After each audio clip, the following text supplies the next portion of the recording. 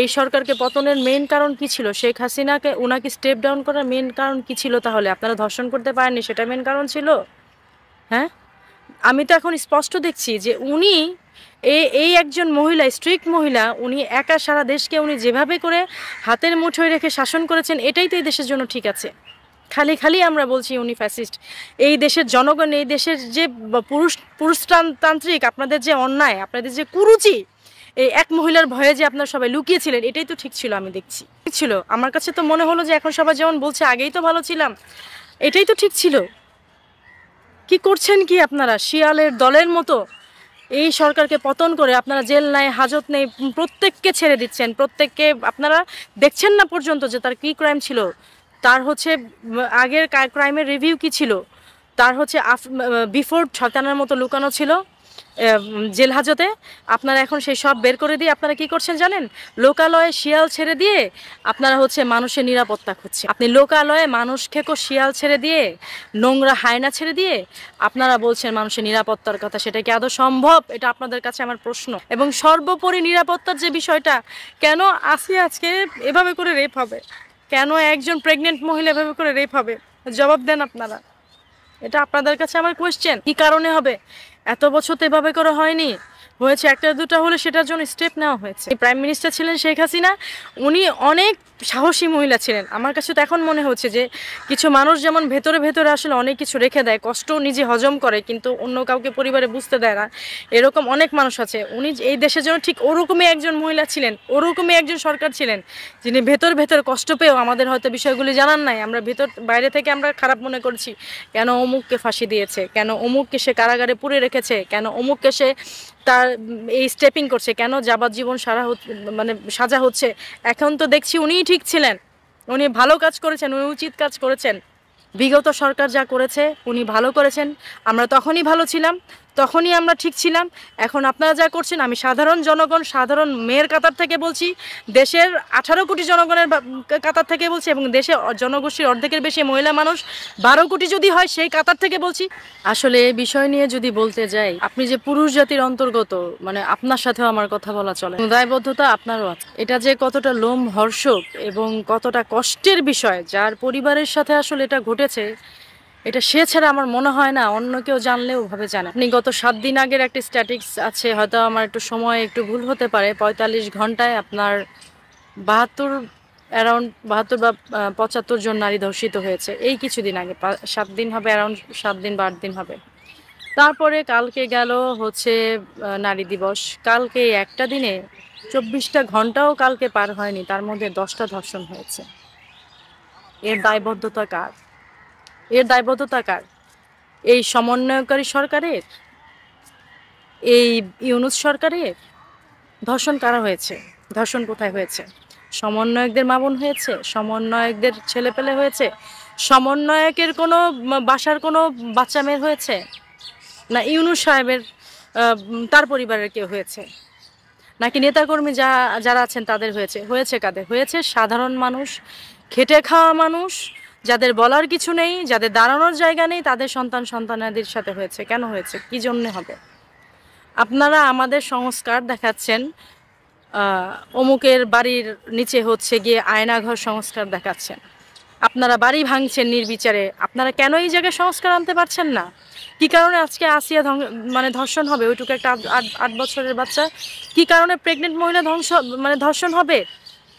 কি জন্য হচ্ছে গিয়ে আজকে আপনার পথকুলি শিশু ধর্ষণ হবে? কেন স্কুলে কেউ যেতে পারবে না? কিছু বললেই বলেন 16 বছর আপনারা কোথায় ছিলেন? 16 বছর কি এইভাবে ঘন হারে ধর্ষণ হয়েছে?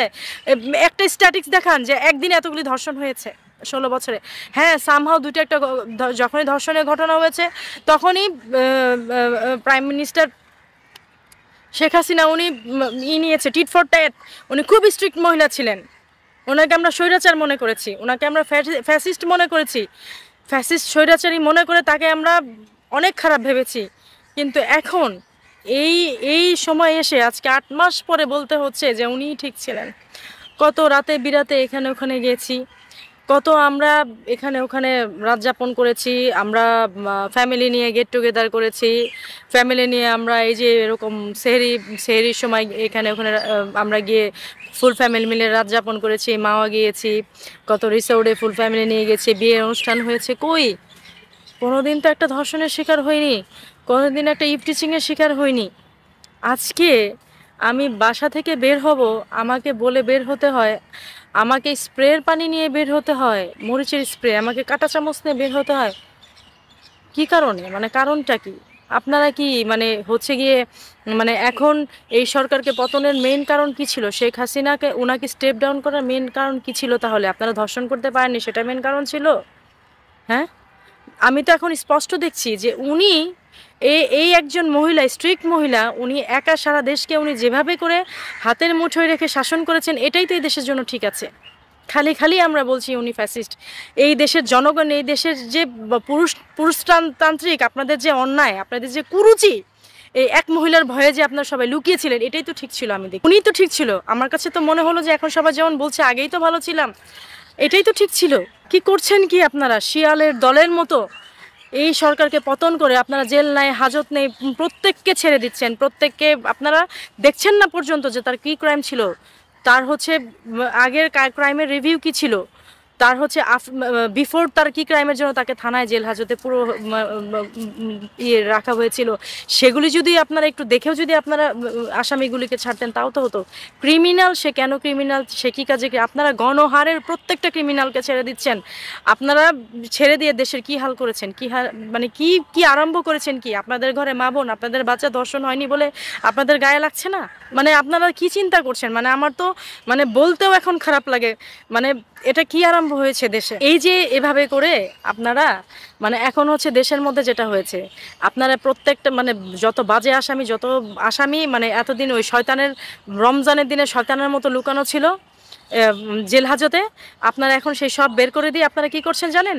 লোকালয়ে শিয়াল ছেড়ে দিয়ে আপনারা হচ্ছে মানুষের নিরাপত্তা খুঁজছেন। আপনি লোকালয়ে মানুষ খেকো শিয়াল ছেড়ে দিয়ে, নোংরা হায়না ছেড়ে দিয়ে আপনারা বলছেন মানুষের নিরাপত্তার কথা। সেটা কি আদৌ সম্ভব? এটা আপনাদের কাছে আমার প্রশ্ন। হ্যাঁ বলবেন তো যে আমি আওয়ামী লীগের, আমি কি বলে বিএনপির, বা কেউ আমাকে টাকা খাইয়ে হয়তো এখানে এনেছে, এগুলি তো বলবেন। কমেন্টসে তো আপনারা এগুলি বলবেন, আমার এই ভিডিও দেখার পর এগুলি বলবেন। কিন্তু সত্যি কথা আপনারা কত প্রমাণ চান? মাঠে ঘাটে প্রমাণ। আপনি আপনার নর্মাল মোবাইল তো আপনার কাছে আছে, আপনি নর্মাল মোবাইলটা নিয়ে নামেন না। একটা রিক্সাওয়ালাকে জিজ্ঞেস করেন সে কেমন আছে দিন শেষে, একটা রাস্তার ভিখারি তাকে জিজ্ঞেস করেন সে দিন শেষে কেমন আছে। এবং সর্বোপরি নিরাপত্তার যে বিষয়টা, কেন আসিয়া আজকে এভাবে করে রেপ হবে? কেন একজন প্রেগনেন্ট মহিলা এভাবে করে রেপ হবে? জবাব দেন আপনারা। এটা আপনাদের কাছে আমার কোয়েশ্চেন। কি কারণে হবে? এত বছর তো এভাবে করে হয়নি, হয়েছে একটা দুটা হলে সেটার জন্য স্টেপ নেওয়া হয়েছে। যিনি প্রাইম মিনিস্টার ছিলেন শেখ হাসিনা, উনি অনেক সাহসী মহিলা ছিলেন। আমার কাছে তো এখন মনে হচ্ছে যে কিছু মানুষ যেমন ভেতরে ভেতরে আসলে অনেক কিছু রেখে দেয়, কষ্ট নিজে হজম করে কিন্তু অন্য কাউকে পরিবারে বুঝতে দেয় না, এরকম অনেক মানুষ আছে। উনি এই দেশের জন্য ঠিক ওরকমই একজন মহিলা ছিলেন, ওরকমই একজন সরকার ছিলেন, যিনি ভেতর ভেতর কষ্ট পেয়েও আমাদের হয়তো বিষয়গুলি জানান নাই। আমরা ভেতর বাইরে থেকে আমরা খারাপ মনে করছি, কেন অমুককে ফাঁসি দিয়েছে, কেন অমুককে সে কারাগারে পুরে রেখেছে, কেন অমুককে সে তার এই স্টেপিং করছে, কেন যাবজ্জীবন মানে সাজা হচ্ছে। এখন তো দেখছি উনিই ঠিক ছিলেন, উনি ভালো কাজ করেছেন, উনি উচিত কাজ করেছেন। কেন মানে কেন কি কারণে আপনারা ওনাকে এই কারণে বিদায় করেছেন? মানুষের কাছে খুব স্পষ্ট, আপনাদের কাজ কারবার খুব ক্লিয়ার। আপনারা তলে তলে বিটকয়েনের বাণিজ্য করছেন, তলে তলে এই প্রত্যেকটা জায়গায় দেখছি যে আয়করের এক একটা অফিস হয়েছে, কিন্তু নিরাপত্তার জন্য আপনারা কোনো পুলিশদের কোনো এলাকায় এলাকায় আপনারা কোনো ইয়ে করেন নাই, ফাঁড়ি করেননি। যে দেশে যে এরকম 7 দিন 15 দিন আগে এতজন ধর্ষিত হলো, পুরা বাংলাদেশে পুলিশের ছোট ছোট করে ফাঁড়ি করা হোক, যে কারা ধর্ষণ করছে, গ্রামে গ্রামে হোক, পাড়ায় পাড়ায় হোক, সেটা তো আপনারা করেননি। করেছেন কি করেননি? আপনারা মানুষের সিকিউরিটির কথা চিন্তা করেন না। আপনারা চিন্তা করেন আপনারা এই যে যমুনায় মিন্টো রোডে অফিস করেন, সেখানে আপনাদেরকে মেরে ফেলবে, কেটে ফেলবে। আপনারা প্লাটুনে প্লাটুনে আর্মি নিয়ে, প্লাটুনে প্লাটুনে পুলিশ নিয়ে আপনারা আপনাদের পাহারা রেখেছেন। আপনারা রমনায় আসতে গেলে 14টা জিলাপির মতো 2.5টা 3টা প্যাচ দিয়ে আসতে হয়। তারপরে হচ্ছে গিয়ে আপনারা মগবাজারে রোড বন্ধ করে দিয়েছেন, গলি বন্ধ করে দিয়েছেন। আপনারা মিন্টো রোডে যেতে হলে আপনাদের ইন্টারকন্টিনেন্টালের ওখান দিয়ে যাওয়া যায় না, আপনারা 2 গাদা করে পুলিশ রেখেছেন। দেখেছেন, ও আপনারা পুরুষ মানুষ হয়ে আপনার পরিবারের মা বোন তাদের কদর আছে, আর যে আজকে রাস্তায় থাকে, যে আজকে গরিব, তাদের কোনো কদর নেই, তারা মানুষ না। আপনারা এখানে এসেছেন কিভাবে? আমাদের মাধ্যমেই তো এখানে এসেছেন, নাকি আমাদের বাদ দিয়ে এসেছেন? শোনেন, এই যে বিচার করছেন না, প্রকৃতির বিচারে পড়বেন তো। হিসেব কিন্তু আগেও বলেছি খুব সোজা, এখনো বলছি খুব সোজা। সৃষ্টিকর্তা ছাড় দেন কিন্তু ছেড়ে দেন না। উনি আপনাদের এর আগেও আওয়ামী লীগ সরকারের ওনাদের যে ভুল ত্রুটি ছিল না তা না, ওনাদেরও কম বেশি ভুল ত্রুটি ছিল, ওনাদেরও ঝামেলা ছিল, তাই বলে এত এরকম ছিল না যার জন্য ঘরে ঘরে মা বোন ধর্ষিত হবে, 24 ঘন্টায় 75 জন, 24 ঘন্টায় 10 জন হবে, এরকম ছিল না। এবং উনি মেয়েদের ব্যাপারে খুব সোচ্চার ছিলেন। আমাদের মেয়েদের জন্য যে কি সুন্দর করে উনি আইন করে রেখে গেছেন। প্রত্যেকটা মেয়ে আমরা বাইরে বেরিয়েছি, প্রত্যেকটা মেয়েরা আমরা বইমেলায় গিয়েছি, সব জায়গায় গিয়েছি, আমরা সুন্দরভাবে সব কিছুতে অংশগ্রহণ করেছি। আমাদের বাসা থেকে বাপ মা বা কারোর চিন্তা করতে হয়নি যে বাইরে যেও না, ব্যাগে করে মরিচের পানির স্প্রে নিয়ে যাও, কাঁটা চামচ নিয়ে যাও, এগুলি আমাদের করতে হয়নি। 16 বছরে এগুলি করতে পারেন নাই। 16 বছর আপনারা কোথায় ছিলেন এখন বুঝতে পেরেছি। আমাদের কোশ্চেন করেন 16 বছর কোথায় ছিলাম? 16 বছর আমরা ভালোই ছিলাম, এখন আমরা খারাপ আছি, এখন আমরা রাস্তাঘাটে বের হতে পারি না। আর এই যে এই কাজগুলি যে কারা করছে সেটাও কিন্তু খুব ক্লিয়ার। যারা এই 32 ভেঙে সেখানে বিকৃত অঙ্গভঙ্গি করেছে, যারা গণভবনে ঢুকে একটা বর্ষিয়ান রাজনীতিবিদের ওনার অন্তর্বাস নিয়ে বা আপনার লাঠিতে করে এভাবে ঘুরিয়েছেন, এবং এতটুকু তো অনুতপ্ত বোধ হয়নি যে একজন বর্ষিয়ানকে আমরা এদেশ থেকে তাড়িয়ে দিচ্ছি। হ্যাঁ, ভালো খারাপ যতটুকু ছিল আমরা তাকে রেখে তার সাথে ডিসকাস করতে পারতাম।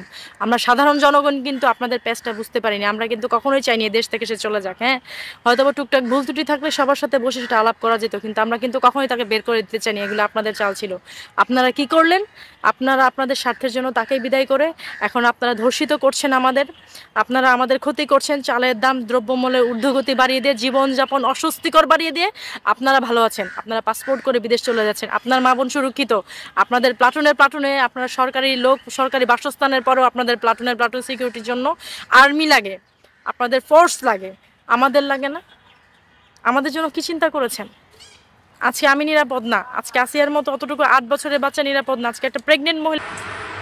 প্রিয় দর্শক, এতক্ষণ আমরা ওনার কথাগুলো শুনলাম। উনি যে বিষয়গুলো নিয়ে কথা বললেন, বিশেষ করে নারী ধর্ষণের যে বিষয়গুলো হয়েছে বাংলাদেশের রিসেন্ট যে ঘটনা, এটি কিন্তু অনেক কষ্টকর একটি ঘটনা, যেটি হচ্ছে প্রতিনিয়ত এই জাতীয় ঘটনা আমরা শুনতে পাচ্ছি বিভিন্ন সোশ্যাল মিডিয়াতে, বিভিন্ন নিউজে।